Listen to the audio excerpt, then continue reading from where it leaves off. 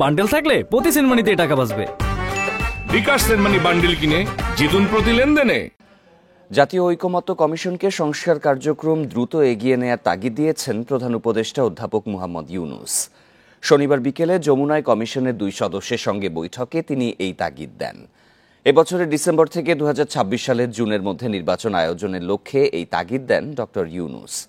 বৈঠকে ড আলী রিয়াজ ও ড বদিউল আলম মজুমদার জাতীয় ঐকমত্য কমিশনের কার্যক্রমের অগ্রগতি তুলে ধরেন। জানান, সংস্কার কমিশনগুলোর সুপারিশ নিয়ে রাজনৈতিক দলগুলোর সঙ্গে আলাদাভাবে আলোচনা চলছে।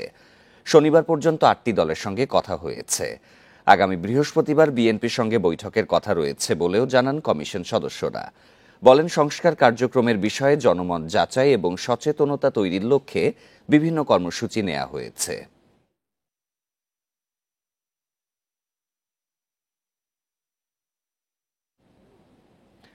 ইসরায়েলের সঙ্গে সম্পর্ক ছিন্ন করতে মুসলিম বিশ্বের প্রতি আহ্বান জানানো হয়েছে। মার্চ ফর গাজা কর্মসূচির ঘোষণাপত্রে পূর্ব জেরুজালেমকে স্বাধীন ফিলিস্তিন রাষ্ট্রের রাজধানী হিসেবে স্বীকৃতি দেওয়ারও দাবি জানানো হয়।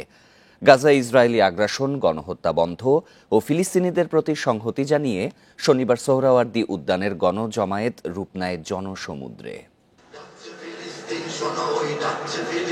লাখো মানুষের প্রতিবাদী স্লোগানে মুখর সোহরাওয়ার্দী উদ্যান সহ আশপাশের এলাকা। গাজায় ইসরায়েলি গণহত্যার প্রতিবাদ জানায় তারা। সকাল থেকেই আসতে থাকে লাখো জনতা। মার্চ ফর গাজা সমাবেশ পরিণত হয় জনসমুদ্রে। সবার হাতে ছিল ফিলিস্তিনের পতাকা। সমাবেশে ইসলামী বক্তা মিজানুর রহমান আজাহারি বলেন, প্রতিটি বাংলাদেশি মুসলিমের মনে রয়েছে ফিলিস্তিনিদের জন্য ভালোবাসা। কিন্তু মাজলুম ফিলিস্তিনিদের স্বাধীনতা, তাদের অধিকার, গাজার মানুষদের বিরুদ্ধে জুলুম বন্ধের দাবিতে আমরা প্রত্যেকটা বাংলাদেশের মানুষ, ধর্ম বর্ণ নির্বিশেষে আমরা প্রত্যেকে তাদের সাথে সংহতি প্রকাশ করছি। আজকের এই মহাসমুদ্র, জনসমুদ্র ফিলিস্তিনের প্রতি, আল আকসার প্রতি বাংলাদেশের জনগণের ভালোবাসার বহিঃপ্রকাশ। আজকের এই জনসমুদ্র প্রমাণ করে আমাদের এক একজনের হৃদয়ে, বুকের ভেতরে বাস করে এক একটা ফিলিস্তিন। সমাবেশে যোগ দেন বিএনপি, জামায়াত ইসলামী, এনসিপি, খেলাফত মজলিস সহ প্রায় সকল রাজনৈতিক দলের নেতাকর্মীরা। বিক্ষোভ সমাবেশে বিকেল 4টার পর ঘোষণাপত্র পাঠ করা হয়। বলা হয়, ইসরায়েলের সঙ্গে যত চুক্তি আছে তা বাতিল করতে হবে। তোলা হয় স্বাধীন ফিলিস্তিন রাষ্ট্র ঘোষণার দাবি। জায়নবাদী ইসরায়েলের গণহত্যার বিচার আন্তর্জাতিক আদালতে নিশ্চিত করতে হবে। 2, যুদ্ধবিরতি নয়, গণহত্যা বন্ধে কার্যকর ও সম্মিলিত পদক্ষেপ গ্রহণ করতে হবে। 3, 1967 সালে পূর্ববর্তী ভূমি ফিরিয়ে দেওয়ার জন্য বাধ্যবাধকতা তৈরি করতে হবে। 4, পূর্ব জেরুজালেমকে ফিলিস্তিন রাষ্ট্রের রাজধানী হিসেবে আন্তর্জাতিকভাবে স্বীকৃতি দিতে হবে। জায়নবাদের বিরুদ্ধে রুখে দাঁড়ানোর আহ্বান জানানো হয় ঘোষণাপত্রে। ইসরায়েলের সাথে অর্থনৈতিক, সামরিক ও কূটনৈতিক সকল সম্পর্ক অবিলম্বে ছিন্ন করতে হবে। 2, জায়নবাদী রাষ্ট্রের বিরুদ্ধে বাণিজ্যিক অবরোধ ও নিষেধাজ্ঞা আরোপ করতে হবে। 3, গাজার মুসলিম জনগণের পাশে চিকিৎসা, খাদ্য, আবাসন ও প্রতিরক্ষা সহযোগিতা সহ সর্বাত্মক সহযোগিতা নিয়ে দাঁড়াতে হবে। যার যার অবস্থান থেকে ইসরায়েলের সব পণ্য বয়কট করতে মুসলমানদের প্রতি আহ্বান জানানো হয় সমাবেশ থেকে। শহীদদের শাহাদাতের উসিলায় আমাদের সবাইকে কবুল করেন। বন ইবনে কামাল, ইন্ডিপেন্ডেন্ট নিউজ, ঢাকা। সারা বিশ্বের গণতান্ত্রিক রাষ্ট্রের জনগণ গাজায় গণহত্যার বিরুদ্ধে প্রতিবাদ করলেও মুসলিম বিশ্বের মোড়ল রাষ্ট্রদের ভূমিকায় দুঃখ প্রকাশ করেছেন বিএনপি স্থায়ী কমিটির সদস্য সালাউদ্দিন আহমেদ। বলেন, জাতিসংঘ সহ বিভিন্ন বিশ্ব সংস্থার নিষ্ক্রিয়তায় ইসরায়েল গাজায় গণহত্যা চালিয়ে যাচ্ছে। শনিবার দুপুরে রাজধানী সোহরাওয়ার্দী উদ্যানে মার্চ ফর গাজায় অংশ নিয়ে তিনি কথা বলেন। সকল জনগণ আজকে এই গণহত্যার বিরুদ্ধে প্রতিবাদ করছে, আমরাও তার শরিক হচ্ছি। তবে দুঃখের বিষয়, মুসলিম বিশ্বের মোড়ল রাষ্ট্ররা ইসরায়েলের বিরুদ্ধে তেমন কোনো প্রতিবাদ করছে না। জাতিসংঘের নীরব ভূমিকা এবং ওআইসি সহ আরব লীগের যে নীরব ভূমিকা এবং নিষ্ক্রিয়তা, সেই জন্য এই গণহত্যা পরিচালিত হওয়ার জন্য তারা সুযোগ পাচ্ছে। গাজায় গণহত্যার বিরুদ্ধে প্রতিবাদে মার্চ ফর গাজা কর্মসূচিতে যোগ দেন দেশের বিভিন্ন প্রান্ত থেকে আসা নানা শ্রেণী পেশার মানুষ। শনিবার সোহরাওয়ার্দী উদ্যানমুখী সড়কে নামে জনতার ঢল। তাদের ব্যানার, প্ল্যাকার্ডে দেখা যায় ফিলিস্তিনের প্রতি সংহতি ও ইসরায়েলি নৃশংসতার প্রতিবাদ। মার্চ ফর গাজা কর্মসূচির জন্য নির্ধারিত সময় ছিল বেলা ৩টা। তবে শনিবার সকাল থেকেই সোহরাওয়ার্দী উদ্যান অভিমুখে দেখা যায় ছোট বড় মিছিল। বেলা গড়ানোর সঙ্গে সঙ্গে রাস্তায় ঢল নামে প্রতিবাদী জনতার। বিভিন্ন রাজনৈতিক ও সামাজিক সংগঠনের নেতাকর্মী সহ শান্তিকামী জনতা জড়ো হতে শুরু করেন বাইতুল মোকাররম মসজিদের সামনে। তাদের হাতে দেখা যায় বাংলাদেশ ও ফিলিস্তিনের পতাকা এবং বিভিন্ন স্লোগান লেখা প্ল্যাকার্ড। কুষ্টিয়া থেকে আসছি মার্চ অফ গাজার উদ্দেশ্যে। আমি চাই যে মুসলমানদের প্রতি যে নির্যাতন হচ্ছে এটা রুখে দাঁড়াতে। সকলকে আমি বলতে চাই, ইসরায়েলের যে পণ্যগুলো আছে আপনারা সকলে সেই পণ্যগুলো বয়কট করবেন। ইতিহাসের সভ্যতাকে ম্লান করে দিচ্ছে এই জায়নিস্ট ইসরায়েল। এর জন্য আমরা বাংলাদেশি জনগণ এখানে প্রতিবাদ করতে আসছি। গাজাবাসীর ওপর ইসরায়েলের নৃশংসতার প্রতিবাদে কর্মসূচিতে অংশ নেওয়ার কথা জানিয়েছেন বিক্ষোভকারীরা। তাদের কণ্ঠে ছিল স্বাধীন ফিলিস্তিনের দাবি। আমি একজন হিন্দু হয়েও বলতে চাই, মানুষ মানুষের পাশে দাঁড়ানো। ইসরায়েল যেভাবে বিধ্বস্তভাবে যে হামলাগুলো চালাচ্ছে এগুলো খুবই নিন্দনীয়। আমরা গাজীপুর থেকে এত দূরে শুধুমাত্র ফিলিস্তিনিদের পক্ষে জাস্টিসের জন্য এসেছি। একটাই দাবি, আমাদের ফিলিস্তিন মুসলিম ভাইদেরকে মুক্ত করে দেওয়া। গাজায় সহিংসতা বন্ধে সারা বিশ্বের মুসলমানদের ঐক্যবদ্ধ হওয়ার আহ্বান জানান কর্মসূচিতে অংশগ্রহণকারীরা। আনোয়ার সাদাত নূর, ইন্ডিপেন্ডেন্ট নিউজ, ঢাকা। যে ছাত্ররা অভ্যুত্থানে নেতৃত্ব দিয়েছে তাদের প্রতি সব রাজনৈতিক দলের শ্রদ্ধা থাকা উচিত বলে মন্তব্য করেছেন জাতীয় নাগরিক পার্টির উত্তরাঞ্চলের মুখ্য সংগঠক সার্জিস আলম। শনিবার দুপুরে পঞ্চগড় জেলা প্রশাসন ইকো পার্কে এক প্রশিক্ষণ কর্মশালার সমাপনী অনুষ্ঠানে সাংবাদিকদের কাছে এই মন্তব্য করেন তিনি। বলেন, বিএনপি রাজনৈতিক দল হিসেবে অনেক বড়, তাদের কাছে মানুষের প্রত্যাশা অনেক বেশি, তাই বিএনপিকে আরও দায়িত্বশীল হওয়ার আহ্বান জানান তিনি। এ সময় ভারতের ট্রান্সশিপমেন্ট চুক্তি বাতিল প্রসঙ্গে তিনি বলেন, বাংলাদেশ ভারত প্রতিবেশী দেশ, দুই দেশের সম্পর্ক মুখোমুখি দাঁড়িয়ে যায় এমন অবস্থা প্রত্যাশিত নয়।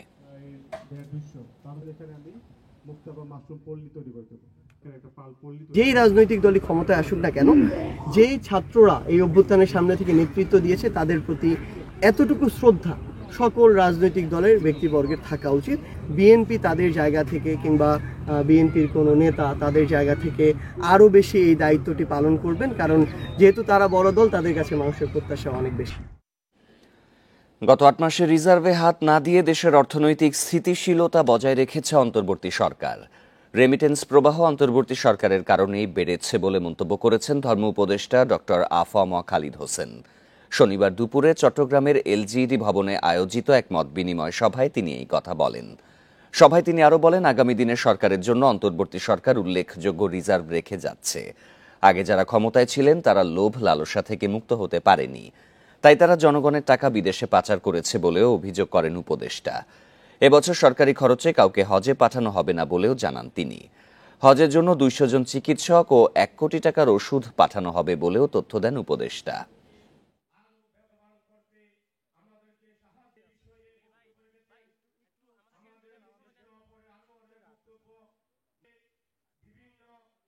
আমরা 8 মাস দায়িত্ব নিয়েছি, 8 মাস হলো, আমরা রিজার্ভে হাত দিই নাই। রেমিটেন্স বাড়ছে, মানুষের আস্থা বৃদ্ধি পেয়েছে। আমাদের যত লেনদেন হয়, আন্তর্জাতিক লেনদেন, কোটি কোটি টাকার লেনদেন হয়, এগুলো আমরা মার্কেট থেকে সামাল দিই। বাধা উপেক্ষা করে নববর্ষের অনুষ্ঠান সফল করার প্রত্যয় জানিয়েছেন সংস্কৃতি বিষয়ক উপদেষ্টা মোস্তফা সরোয়ার ফারুকী। শনিবার রাতে চারুকলা ইনস্টিটিউটে আনন্দ শোভাযাত্রার প্রস্তুতি পরিদর্শনে গিয়ে এসব কথা বলেন তিনি আশা করেন বর্ষবরণের বাকি সব প্রস্তুতি সফলভাবে সম্পন্ন হবে এবং সবাই আনন্দমুখর উৎসবে মেতে উঠবে। এ সময় চারুকলায় পুড়ে যাওয়া মোটিফ আবারও তৈরি হবে কিনা সে বিষয়ে উপাচার্য নিয়াজ আহমেদ খান বলেন, তারা আর পেছনে ফিরে তাকাতে চান না। শত্রুর মুখে ছাই দিয়ে চৈত্র সংক্রান্তি ও পয়লা বৈশাখের কর্মসূচি সফল করতে চান।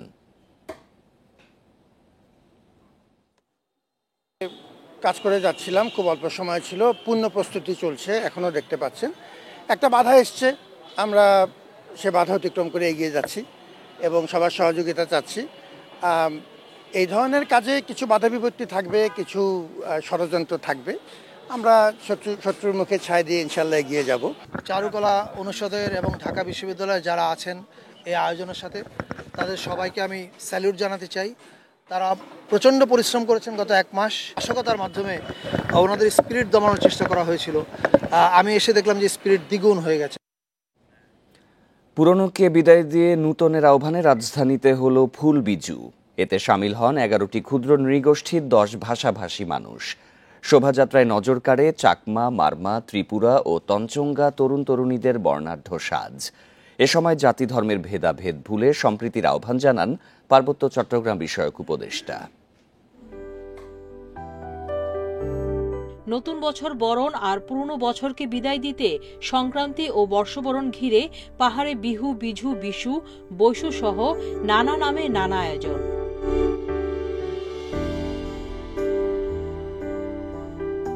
এর রেশ লেগেছে রাজধানীতেও। রমনা লেকে ফুল ভাসানোর মধ্য দিয়ে হয়ে গেল ফুল বিঝুর আনুষ্ঠানিকতা। এতে ক্ষুদ্র নৃগোষ্ঠীর সঙ্গে সামিল হন সমতলের বাসিন্দারা। ফুল বিজুতে সামিল হয়ে পুরনো বছরের জরাজীর্ণ কাটিয়ে নতুনের আহ্বান ছিল সবার কণ্ঠে। নদীর স্রোত যেরকম করে চলে যায় সেভাবে যাতে আমাদের সব দুঃখ কষ্ট চলে যায়। সামনের বছর যাতে আমাদের আরো ভালো কাটে, আমরা যেন আরো উন্নতি করতে পারি, এটাই আমাদের প্রার্থনা থাকবে আর কি। ফুল ভাসানো মা গঙ্গার কাছে প্রার্থনা করব যে আজকে আমরা যে বাংলাদেশে একটা বৈষম্যহীন একটা রাষ্ট্র, যেখানে আমরা সবাই শান্তিতে বসবাস করতে পারি। এ সময় পাহাড়ের বর্ষবরণের সম্প্রীতির বার্তা সমতলেও ছড়িয়ে দেওয়ার প্রত্যয় জানান তারা। আমাদের যে ফুল বিজু আজকের দিন, আজকে আমরা ফুল ভাসাবো এবং সব ফ্যামিলির মঙ্গলের জন্য, দেশের মঙ্গলের জন্য প্রার্থনা করব। সারা বছর ওয়েট করে এই দিনটির জন্য, তো এইটাকে আমরা অনেক বড় করে সেলিব্রেট করি। ভক্তি, ভালোবাসার প্রতীক, শ্রদ্ধার প্রতীক। আমরা এই ঐতিহ্যকে শ্রদ্ধা করি, সম্মান করি, ভালোবাসি। জাতি ধর্ম নির্বিশেষে কারো মধ্যেই যেন কোনো ভেদাভেদ বৈষম্য না থাকে, সেই প্রত্যাশা জানান পার্বত্য চট্টগ্রাম বিষয়ক উপদেষ্টা।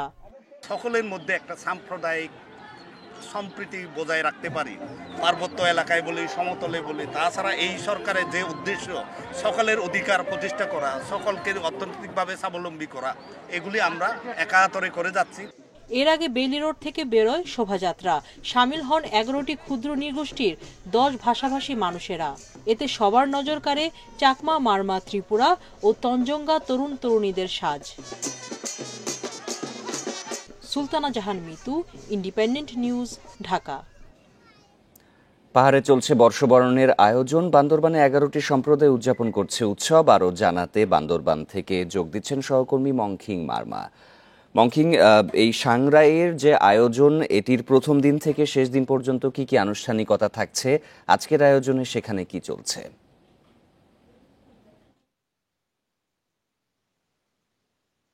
শুরু হবে আজকে মূলত পাহাড়ের প্রথম বৈশাখের অনুষ্ঠান। এখানে বিজু থেকে শুরু করে সাংরাই, এই সব ধরনের অনুষ্ঠান হবে। 7 দিন ব্যাপী চলবে বান্দরবানে এই বর্ণিল আয়োজন। আমি এখন যেখানে দাঁড়িয়ে আছি রাজার মাঠে, অল্প কিছুক্ষণের মধ্যেই কিন্তু এখানে থেকে র্যালি শুরু হবে এবং বিভিন্ন জায়গা থেকে এখানে ধর্মবর্ণ নির্বিশেষে এবং এখানে 11টি জনগোষ্ঠীর পাশাপাশি এখানে বাঙালি সম্প্রদায় অংশগ্রহণ করছে এই র্যালিতে। এবং আরেকটু বলি যে এখানে এই আয়োজনকে ঘিরে কিন্তু একটি সাজ আমেজ রয়েছে পার্বত্য এলাকায়। আমি যদি আরেকটু জানাই যে এই বর্ণিল আয়োজন 7 দিনের ভিতরে চলবে। এর পাশাপাশি এখানে সবচেয়ে যে আকর্ষণ, যদি মৈত্রী পারি বর্ষণ উৎসব যে অনুষ্ঠানটি হয়, সেটির মাধ্যমেই কিন্তু সাংরাই এই বিজু বৈশু এই অনুষ্ঠানটি শেষ হবে। আরেকটি বিষয় জানিয়ে রাখি যে এটি শুধুমাত্র সাংরাই হলেও শুধুমাত্র মারমাদের অনুষ্ঠান নয়। এখানে এই অনুষ্ঠানকে ঘিরে কিন্তু এখানে পাহাড়ি, বাঙালি, তঞ্চঙ্গ, ত্রিপুরা সকলেই কিন্তু এই অনুষ্ঠানগুলো আয়োজন করে থেকে থাকেন এই বৈশাখী আয়োজন। এই হচ্ছে আমার কাছে সাংরাইয়ের সর্বশেষ। বান্দরবান থেকে বৈশাখী উৎসবের আয়োজনের খবর জানাচ্ছিলেন সহকর্মী মংখিং মারমা। নববর্ষ উদযাপন ঘিরে বাহারি পোশাকে সেজেছে রাজধানীর ফ্যাশন হাউস ও বিপণী বিতানগুলো। শাড়ি, সালোয়ার কামিজ কিংবা পাঞ্জাবিতে রঙের বৈচিত্র্যের পাশাপাশি ফুটিয়ে তোলা হয়েছে বাঙালি সংস্কৃতির ঐতিহ্যবাহী নানা নকশা। গরমের কারণে প্রাধান্য পাচ্ছে সুতির আরামদায়ক কাপড়।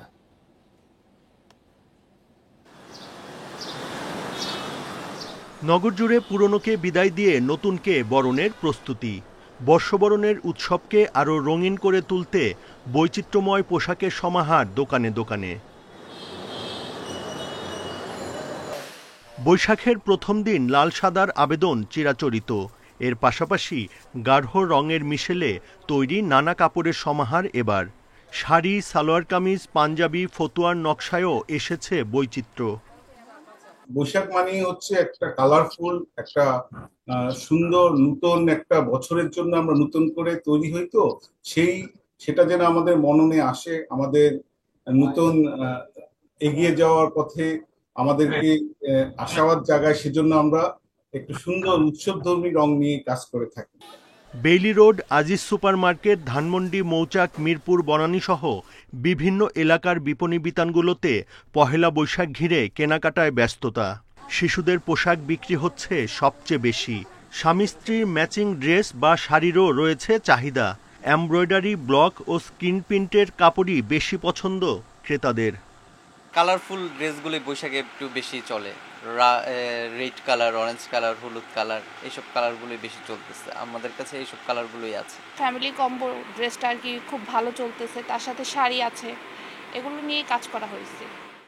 নতুন পোশাকে নতুন বছরকে বরণের রেওয়াজ মেনে অনেকেই পরিবারের সদস্যদের পাশাপাশি স্বজনদের জন্য কিনে নেন পোশাক।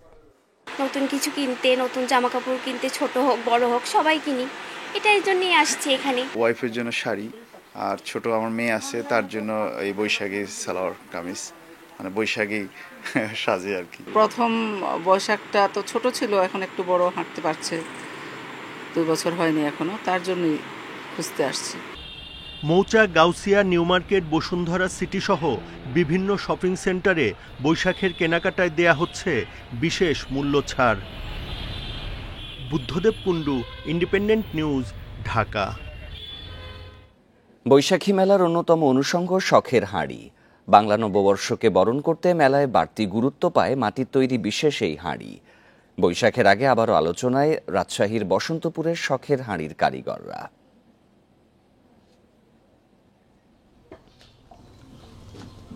রাজশাহীতে বৈশাখ ঘিরে বাড়তি চাহিদা থাকে রঙিন হাঁড়ির, যাকে শখের হাঁড়ি নামেও চেনেন স্থানীয়রা। নানা আকৃতির এই হাঁড়ি রঙের স্পর্শে হয়ে ওঠে দৃষ্টিনন্দন। একসময় গ্রামাঞ্চলে ঘর সাজানোর কাজে ব্যবহার হলেও সময়ের ধারায় বদলে গেছে সেই চিত্র। গ্রামীণ ঐতিহ্যবাহী মাটির হাঁড়ির সমাদর এখন শৌখিন পণ্য হিসাবে। রাজশাহী অঞ্চলে হাতে গোনা কয়েকজন কারিগর টিকিয়ে রেখেছেন সেই ধারা। এই বিভাগের 4,500 পরিবারে এই শখের হাঁড়ি বানাতো। এখন দেখেন গোটা পাড়া ঘুরে ঘুরে একটা হাঁড়ি ওই 200 টাকা, কেন 500 টাকা দিয়েও পাবেন না। শ্রম সে মূল্য নেয়, বানায় না। যা শ্রম সে মূল্য পায় না, বানাতে চায় না।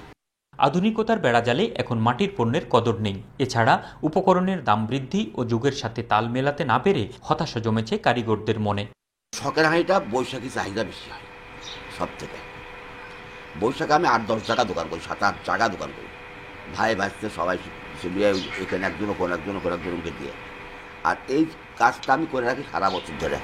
মাটির তৈরি সামগ্রী নিয়ে নতুন করে আশাবাদী বিশিষ্টজনরা। এজন্য ভোক্তাদেরই এগিয়ে আসার আহ্বান তাদের। কাপ, ব্রিজ, জগ, অনেক জিনিস নতুনভাবে আসছে। শুধুমাত্র আমরা যদি এর ব্যবহার বাড়াই, প্রতিনিয়ত আমরা যদি সবার বাড়িতে কিছু না কিছু করে নিয়ে আসতে থাকি, তাহলে যারা তৈরি করছে তারা উৎসাহ পাবে, তারা এর ব্যাপ্তি ঘটাবে। এসব পণ্যে শৌখিন ক্রেতাদের আকৃষ্ট করতে প্রয়োজন প্রদর্শনী ও ব্যাপক প্রচারণা। একই সাথে কারিগরদের সুযোগ সুবিধা নিশ্চিত করা গেলে বিলুপ্তপ্রায় শিল্পটি ঘুরে দাঁড়াবে বলে আশা বিশিষ্টজনদের। Ahsan Habib, Apu, independent news, Rajshahi. মেহেরপুরে তাপপ্রবাহের কারণে ঝরে পড়ছে আমের গুটি, ফলে দুশ্চিন্তা দেখা দিয়েছে আম চাষি ও ব্যবসায়ীদের মধ্যে।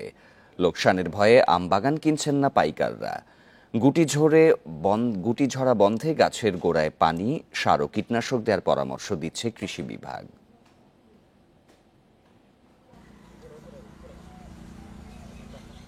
মেহেরপুরে গাছে গাছে পাতার ফাঁকে ফাঁকে দুলছে আমের গুটি।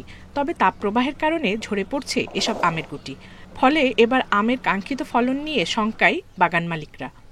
এই গাছে প্রচুর আম আসছে, কিন্তু বৃষ্টি না হওয়ার কারণে রোদের তাপে আমগুলো সব পড়ে যাচ্ছে। আর এই আমগুলো থাকলে প্রচুর আম হতো। বৃষ্টি নাই, তাই মোটা মোটা আম ঝরে যাচ্ছে, না হলে ব্যাপক আম হতো। এবার গুটি ঝরে পড়ায় লোকসানের ভয়ে বাগান কিনছেন না পাইকাররা।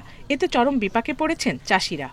4 ভাগের মধ্যে 1 ভাগ আম পুরি ঝরি শেষই হয়ে গেছে, এখন আরও ঝরবে, তাই এটা আমাদের খুবই লসের ভাগ দেখছি। সেবা যদি ঝরতে থাকে তাহলে গাছ অর্ধেক শেষ হয়ে যাবে, তো সেচ দিয়েও গাছের আম ঠেকানো যাচ্ছে না।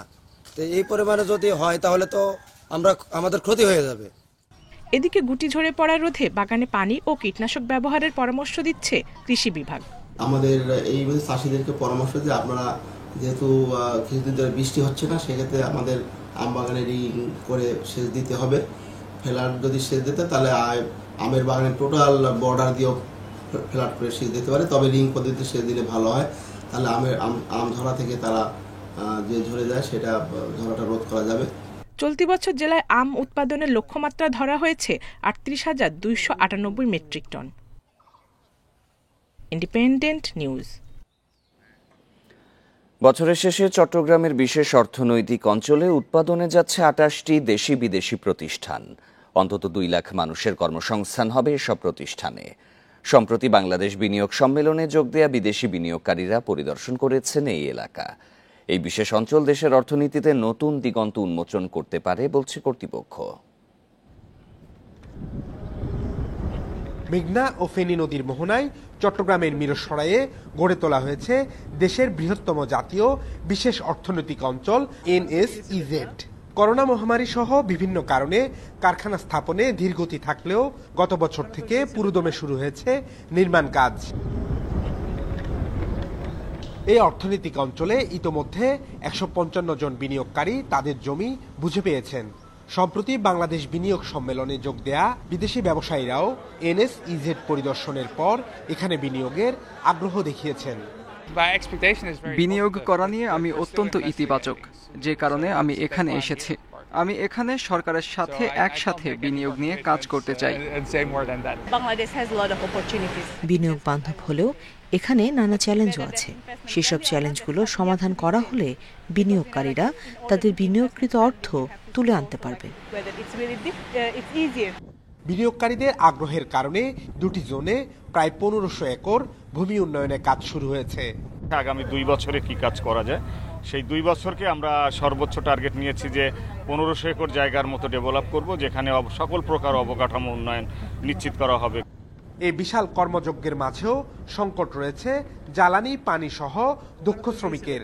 তবে বিদ্যমান সংকট সমাধানে মধ্য ও দীর্ঘমেয়াদী একগুচ্ছ পরিকল্পনা বাস্তবায়নের কথা জানিয়েছে কর্তৃপক্ষ। পানির সংকটের সমাধানে আমাদের প্রথম হলো যে আমরা আন্ডারগ্রাউন্ড থেকে কিছু এই মুহূর্তে তুলছি, বাট খুবই মিনিমাম সেটা আমরা করব, এবং মহুরী প্রজেক্ট থেকে আমরা 100 MLD পানি আনছি। জাতীয় বিশেষ অর্থনৈতিক অঞ্চলে এখনো পর্যন্ত স্থানীয় ও বিদেশি প্রস্তাবিত বিনিয়োগের পরিমাণ প্রায় 19 বিলিয়ন মার্কিন dollar. Abdullah Rakib, Independent News, Chattogram. বিদেশি রাষ্ট্রদূতের সঙ্গে প্রতারণার মামলায় মডেল মেঘনা আলমের সহযোগী দেওয়ান সমীরের 5 দিনের রিমান্ড মঞ্জুর করেছে আদালত।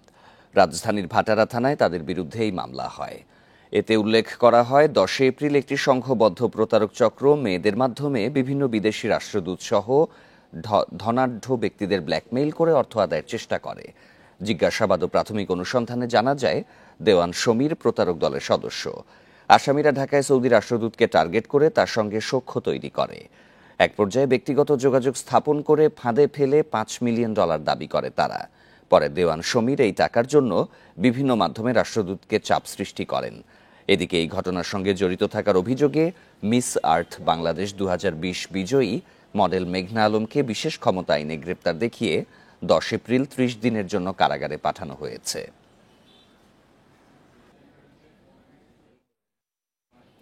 কিশোরগঞ্জের ঐতিহ্যবাহী পাগলা মসজিদের দানবাক্সে এবার 4 মাস 12 দিনে পাওয়া গেছে রেকর্ড 9,17,80,687 টাকা।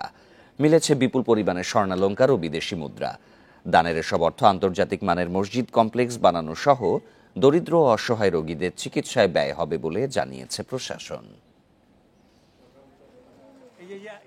কিশোরগঞ্জের ঐতিহ্যবাহী পাগলা মসজিদের লোহার দান বাক্স খুলতেই দেখা যায় টাকা আর টাকা।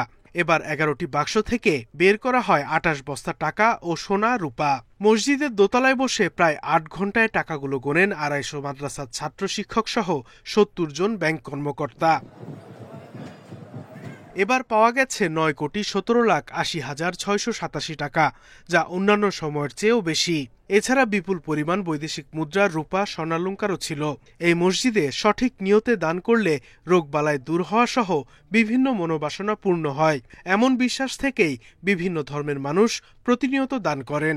আমি একটা কোরআন শরীফ দিয়েছি, আল্লাহর কাছে মানত করেছি, আর একটা যদি আল্লাহ পূরণ করে আবার আসবো। আর ইনশাল্লাহ বহুত মানত এখানে দিছি, আইছি আর আসবো ইনশাল্লাহ। তাদের থেকেও শুনছি, নিজেও আসছি, আইসা দেখছি যে বিভিন্ন মনের নিয়ত করে আসে বা ই করে টাকা পয়সা দান করে, সেই সুবাদে আমিও কিছু দান করছি। পাগলা মসজিদের আয় দিয়ে আন্তর্জাতিক মানের মসজিদ কমপ্লেক্স নির্মাণের কাজ হাতে নেওয়া হয়েছে বলে জানান জেলা প্রশাসক।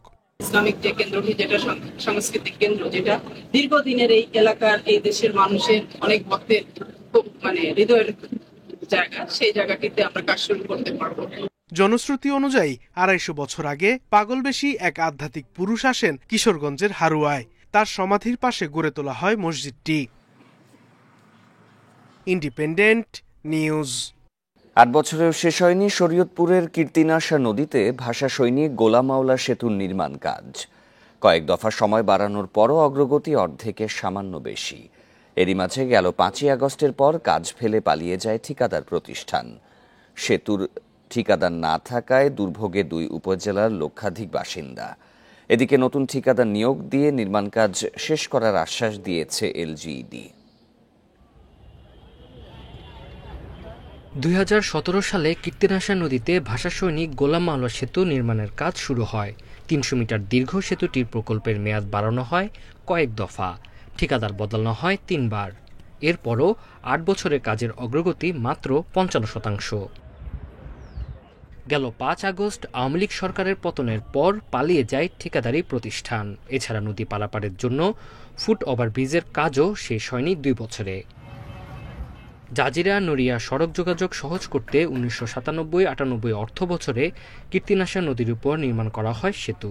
পরে ঝুঁকিপূর্ণ হয়ে যাওয়ায় 2015 সালে যানবাহন চলাচল বন্ধ করে কর্তৃপক্ষ। ভেঙে ফেলা হয় পুরনো সেতুটি, কিন্তু আজও নতুন সেতু না হওয়ায় দুর্ভোগে স্থানীয়রা। আমাদের ট্রলার দিয়ে যাতায়াত করতে হয়, খুব দুর্ভোগ, আমাদের কষ্ট হচ্ছে এপার ওপার প্রতিদিন পারাপার হতে। পাশাপাশি একটা ফুট ওভারব্রিজ করার কথা ছিল, মাত্র 3 মাসের মধ্যে বলছিল কমপ্লিট করে দেবো, সেটাও হয়নি। সমাজের ট্রলার থাকে না, নৌকা দিয়ে পারাইতে হয়, এইভাবে বৃদ্ধ মানুষ দইরা উঠাইতে নামাইতে খুব কষ্ট হয়। এদিকে স্থানীয় সরকার প্রকৌশল অধিদপ্তর বলছে শীঘ্রই নতুন ঠিকাদার নিয়োগ দিয়ে সেতুর কাজ শেষ করা হবে। কাজ ক্যান্সেলের যে পূর্ব ধাপ যেটা, সেটা সম্পন্ন করেছি এবং অচিরেই হয়তো আমরা পুরোপুরি ক্যান্সেল হয়ে গেলে আমরা নতুন করে ঠিকাদার নিয়োগ করব এবং সেক্ষেত্রে হয়তো কয়েক মাস দেরি হতে পারে আবার নতুন ঠিকাদার আনতে। দ্রুত সেতুর কাজ শেষ করে ভোগান্তি থেকে মুক্তি দেওয়ার দাবি 2 উপজেলার লক্ষাধিক মানুষের। Independent news. গেল মৌসুমে দেশে ধানের ফলন সন্তোষজনক, চাল আমদানিও হয়েছে পর্যাপ্ত। তারপরও চালের বাজার চড়া। টিসিবির তথ্য মতে গেল 1 বছরে সরু চালের দাম বেড়েছে 11.5%, আর মোটা চালের দাম প্রায় 3% বেড়েছে। চালের দাম না কমায় বিপাকে পড়েছেন স্বল্প আয়ের মানুষ।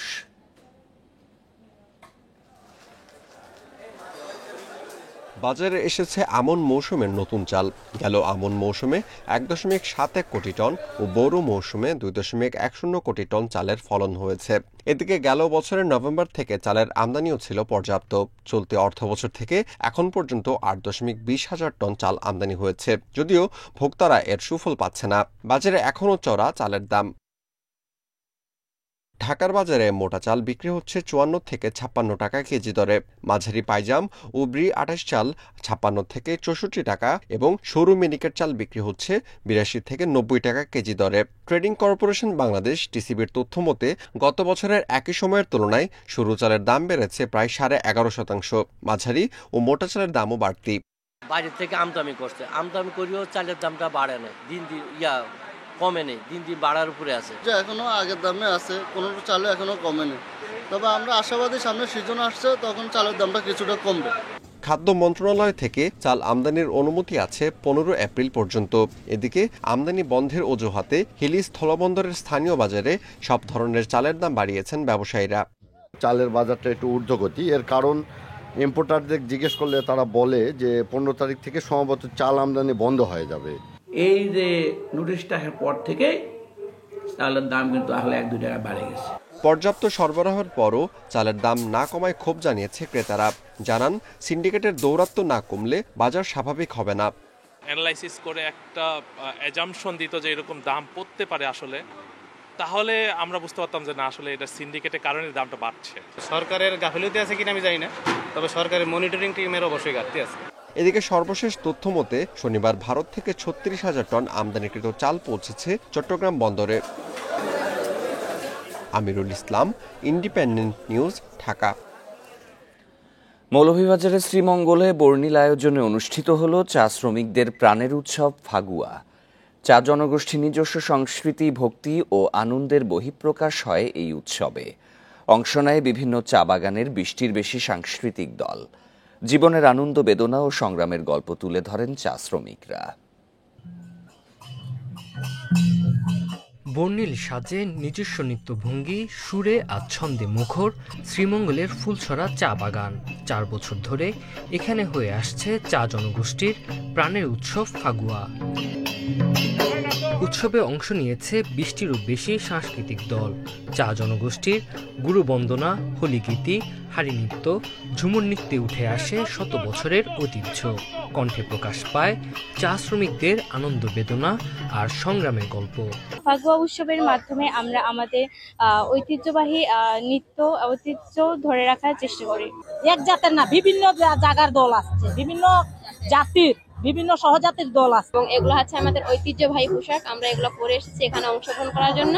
শনিবার বিকেল থেকে রাত পর্যন্ত চলে উৎসব। চা শ্রমিক, স্থানীয় বাসিন্দা থেকে শুরু করে নানা বয়সী হাজারো জনতা আসেন উৎসবে। বিভিন্ন তাদের সংস্কৃতি ও ঐতিহ্য তুলে ধরছে, সেগুলো দেখার জন্য এসেছি। চা শ্রমিকরা তাদের নাচ, নৃত্য এবং গান পরিবেশন করেছে, দেখেছি, অনেক দারুণ লেগেছে। সকল মতের মানুষ সমান অধিকার নিয়ে, তার ন্যায্য অধিকার নিয়ে, সমান গুরুত্ব নিয়ে বাস করবে। সেই জন্য এই উৎসবগুলোতে রাষ্ট্রের পক্ষ থেকে পৃষ্ঠপোষকতা এবং সহযোগিতা করা অত্যন্ত জরুরি। সংগ্রামী জনগোষ্ঠীর সংস্কৃতি আর আত্মপরিচয়ের বহিঃপ্রকাশ ফাগুয়া উৎসব। সংস্কৃতি বিষয়ক মন্ত্রণালয়ের পৃষ্ঠপোষকতায় এবার উৎসব আয়োজন করে জেলা প্রশাসন ও ফাগুয়া উদযাপন পরিষদ। এইসব প্রোগ্রামের মাধ্যমে তারা দেশীয় এবং আন্তর্জাতিক পরিমণ্ডলে তাদের কালচারটাকে তারা তুলে ধরার সুযোগ পায় এবং এর মাধ্যমে তারা উজ্জীবিত হয়, পরস্পর দেখা সাক্ষাৎ করে। দোল পূর্ণিমা তিথিতে মৌলভীবাজারের চা বাগানগুলোতে শুরু হয় রঙের খেলা ফাগুয়া, চলে 20 দিন পর্যন্ত। Independent news. এই ছিল সংবাদে। আরও জানতে চোখ রাখুন ফেসবুক, ইউটিউব এবং এক্সে। ধন্যবাদ সবাইকে।